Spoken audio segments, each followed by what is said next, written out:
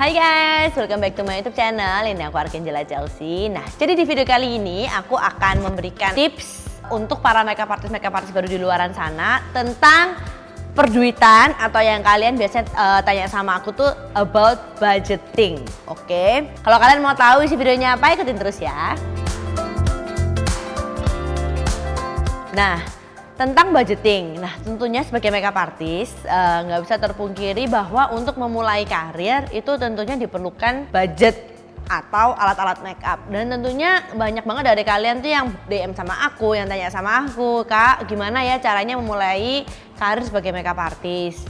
Karena kan memang nggak murah gitu loh, semua alat-alat makeup itu kan sekarang sudah sangatlah banyak dari drugstore, lokal, high end. Pokoknya udah sangatlah banyak dan sangatlah membingungkan untuk makeup artist baru di luaran sana ketika mereka diperlukan untuk membeli produk. Nah, jadi banyak banget dari mereka tuh yang bingung kayak aku harusnya pakai yang mana ya? Pakai moisturizernya, pakai yang mana? Foundationnya beli yang mana untuk memulai kit itu. Kalau dari aku seperti yang selalu aku beritahukan ke kalian, yang harus kalian tahu yang pertama sebelum memulai karir sebagai makeup artist itu adalah kalian mau dikenal makeup artist yang seperti apa. Karena nggak salah makeup artist misalnya untuk bekerja di salon atau makeup artist yang gue target satu kali makeupin orang pinginnya ngecharge harga misalnya 3 juta gitu misalnya. Jadi kalian sudah tahu kalau 3 juta ya pasti lebih ke klien-klien high end. Jadi kalian sudah harus tahu target kalian tuh mau yang kemana dulu, mau yang ke high end atau mungkin gue pokoknya mau makeup untuk semua orang aja. Jadi harga ratusan ribu, 500, 600 itu aku maunya ke target yang sana. Oh ya nggak apa-apa, boleh juga, nggak ada salahnya gitu loh. Nah, pertama kalian harus tahu target market kalian itu maunya seperti apa. Dan kalau misalnya kalian kan di setiap daerah pastinya berbeda-beda ya. Jadi misalnya untuk kawasan Jakarta kurang lebih harga makeup artist seperti ini. Untuk kawasan Medan misalnya harga makeup artist kurang lebih seperti ini. Jadi disesuaikan dengan kondisi-kondisi di per daerah itu sendiri kalau dari aku. Untuk membeli produk makeup, untuk memulainya aku sangat mengerti sih bahwa itu sangatlah membingungkan. Ketika aku memulai karir sebagai makeup artist, aku juga sangatlah bingung. Gue beli moisturizer punya L'Oreal atau punya aku inget banget Anasui atau punya Anshu murah, aku bingung banget nih karena pilih yang mana, yang bagus yang mana gitu. Dan kalau diikutin terus harganya ya ngelonjak terus karena meskipun beda 100 ribu tapi kalau dikali 10 udah 1 juta dong gitu. Jadi memang nggak murah dan nggak mudah. Dan zaman sekarang enaknya dari kalian tuh kan kalian ada banget kayak namanya YouTube review ya. Jadi kalian bisa ngelihat review dulu sebelum membeli barang. Kalau dulu tuh kan purely dari SA-nya atau sales associate-nya berjualan ke kita. Dan kita harus bisa memilih produk yang kita ingin kalau zaman aku dulu. Nah kalau dari aku kedua kalian harus rajin-rajin membaca review atau melihat review-review orang. Nah kalau dari aku beli kuas atau beli skincare itu kalau bisa yang lebih ke mid to high end kalau dari aku. Karena apa? Karena itu langsung dengan kulit orang. Orang tuh sangat concern dengan kulit mereka. Oleh karena itu kalau misalnya beli moisturizer kalau dari aku kalau bisa beli yang mid to high. Mid to high itu misalnya merek apa gitu kan. Misalnya Body Shop udah oke gitu kan. Misalnya untuk memulai oke. Body Shop sudah oke. Kalau misalnya mid to high lagi ada Innisfree juga udah oke. Jadi dipilih yang sesuai budget juga. Kalau dari aku mid to high. Kalau kalian ada budgetnya beli yang high end, go for it gitu, nggak masalah. Dan kalau misalnya skin tuh maksudnya ada foundation, ada bedak. Kalau dari aku selalu pilih yang mid to high. Jadi kalau misalnya foundation misalnya Makeup Forever, MAC, Dior itu kan mid to high gitu kan atau even high end. Bedak pun juga pilih yang mid to high misalnya kayak Laura Mercier atau kayak ya itulah gitu. Kalau bisa mid to high. Kalau misalnya memang budgetnya sangat terbatas, bedak masih nggak masalah kalau beli yang drugstore, bedak. Tapi jangan untuk foundation dan skincare. Kalau aku rekomen jangan. Kalau bedak harus banget drugstore nggak masalah. Ada banyak produk drugstore yang bagus. Misalnya punyanya L'Oreal, punyanya Maybelline juga udah bagus. Jadi di mix gitu. Jadi yang foundation yang creamy-creaminya pakai yang high end. Bedaknya pakai yang drugstore misalnya atau even lokal products juga udah banyak yang bagus misalnya kayak Rose All Day, BLP udah bagus banget. Jadi di mix aja itu masih nggak masalah. Tapi kalau emang aku selalu rekomen skincare atau yang berhubungan dengan skin belinya yang mid to high, oke. Lalu untuk bagian mata, eyeshadownya gue harus beli yang apa kak paletnya, sudah tahu palet orang tuh ada yang juga keluar 24, 46, 50, even ada yang 8, ada yang cuma 4. Jadi gue pilih yang mana? Nah kalau dari aku pilih yang medium, jadi maksudnya yang isi 12 aja, dan pilih 1 atau 2 palet aja dari 2 brand yang berbeda. 2 brand yang berbeda, inget ya, 2 brand yang berbeda, dan warna-warnanya kalau bisa sedikit berbeda juga dari 2 palet ini, tetapi warna-warna yang natural, misalnya warna-warna coklat, pink, abu-abu gitu kan, masih yang natural ya, yang masih sering orang Indonesia sering gunakan. Nah kalau dari aku biasanya aku kalau 2 palet ini, 1 kalau bisa dua-duanya ya pasti high end, tapi kalau nggak bisa 1 drugstore, 1 yang mid gitu. Emang harus save money gitu ya, tapi nggak apa-apa, ini adalah sebuah investasi buat kalian. Mid itu maksudnya gini, misalnya 1 nih kalian beli mereknya makeover, atau misalnya punyaannya Maybelline, 1 lagi kalian beli misalnya punyaannya Urban Decay yang naked gitu. Jadi ada 2 pilihan yang kalian bisa gunakan, kalau bisa dua-duanya warnanya sedikit berbeda tapi masih senada gitu. Jadi itu dari aku, warna-warna yang natural yang harus dibeli terlebih dahulu. Nanti kalau ada budgetnya lagi boleh gitu beli lagi palet-palet baru dan palet-palet lain gitu. Lalu kalau untuk eyeliner sih sangatlah relatif ya, banyak banget drugstore di luaran sana yang udah bagus banget kualitasnya dan juga udah tahan lama. Jadi kalau eyeliner mascara nggak masalah kalau harus mau beli drugstore. Maybelline tuh bagus sekali, even lokal juga bagus banget. Ada yang Sassy, ada Goban.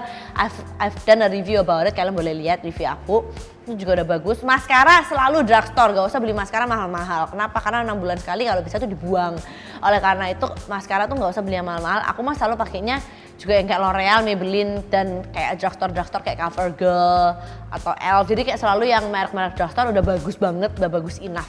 Tapi kalau emang kalian mau beli yang high end kayak Lancome, Benefit ya nggak masalah juga, itu juga bagus banget. Alis pun juga nggak usah beli yang mahal-mahal.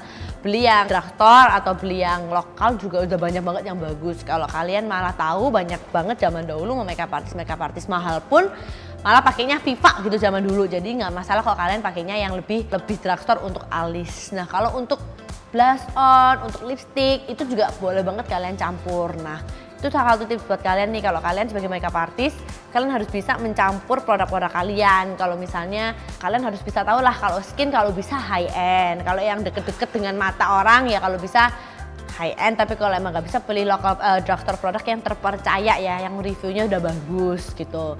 Kalau lipstick boleh pakai high end, mau pakai lokal masih nggak masalah. Nah itu. Terus setting spray juga boleh banget, mau pakai yang lokal mau pakai high end itu juga nggak masalah.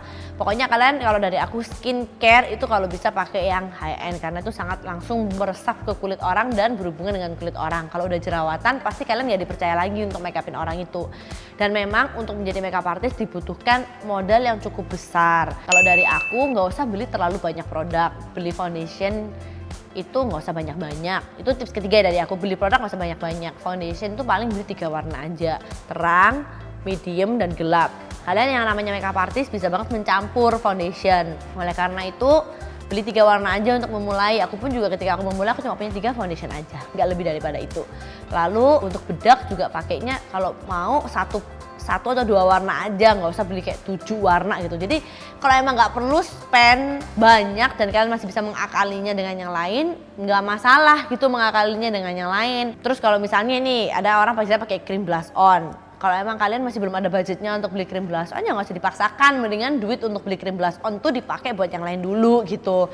Kalian bisa pakai liquid lipstick lokal atau liquid lipstick drugstore sebagai cream blush on kalian. Jadi udah banyak banget cara untuk men-achieve sesuatu gitu, nggak usah harus semua produk di luaran sana tuh dibeli. Karena memang aku mengerti sih sebagai makeup artist kayak pingin beli semua, kayak setiap kali ke department store atau ke store manapun pingin beli semua gitu, kayak aku ngerti banget perasaan itu. Tapi you have to know untuk memulai makeup, apalagi yang kalian masih belum tahu apakah ini benar-benar sesuatu yang kalian mau lakukan. Jadi ya kalau itu menurut aku kalau bisa dihemat-hemat aja dulu. Kalau memang kalian sudah bisa menghasilkan, sudah tahu gimana cara marketing, sudah banyak klien, nanti pasti dari sana kit kalian akan bertambah gitu. Kalau dari aku juga ya dulu kit aku cuma sekecil box gitu doang gitu, nggak pernah yang kayak gue pakai kit kayak sampai sekarang yang berkoper-koper. Nah itu sangat dibutuhkan effort dan kerja keras yang tinggi untuk bisa memiliki kit sebanyak itu. Jadi ya nggak bisa kalian bandingkan juga kayak, tapi kan yang kakak pakainya banyak banget ya, nggak bisa kalian bandingkan juga. Oleh karena itu